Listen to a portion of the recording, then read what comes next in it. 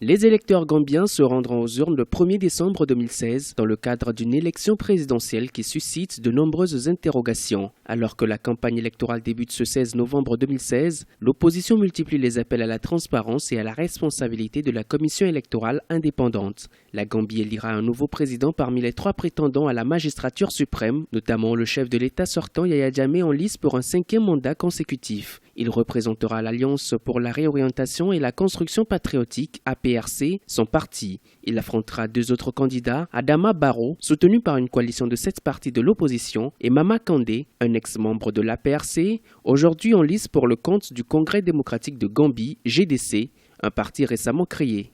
L'enjeu d'abord pour le président Yaya Jammeh, c'est de tenir une élection à l'issue de laquelle la communauté internationale ou les observateurs diront que tout s'est passé normalement. Parce que si vous vous souvenez, en 2011, la dernière présidentielle, il n'y avait rien en matière de transparence. Donc il a aujourd'hui un enjeu majeur, c'est de faire en sorte qu'au sortir de cette élection, s'il gagne, qu'il retrouve un semblant de crédibilité. Pour l'opposition, c'est un pari de l'unité qui a été gagné parce que l'opposition traditionnelle n'avait jamais réussi à se rassembler contre Yaya Jammeh. Vraiment, la présidentielle gambienne se tient en main très critique. Pour une partie de l'électorat gambien, notamment de l'opposition, il y a de quoi croire en un renouveau au sommet de l'État à l'issue du scrutin de décembre. Au pouvoir depuis octobre 1996, le président Yaya Jammeh de son côté reste confiant. Il a garanti l'autonomie de la commission électorale, mais l'atmosphère demeure tendue entre les différents acteurs politiques. Pour la première fois, le président Jammeh, à qui personne n'ose dire des vérités, Ali Momar Ndiaye, a dit au président Yaya Jammeh qu'aujourd'hui, le bruit continue de circuler, que cette élection ne sera pas transparente. Et aujourd'hui, il est à peu près sûr que nous allons vers des élections assez mouvementées. L'opposition pense que la raison majeure de devoir s'unir,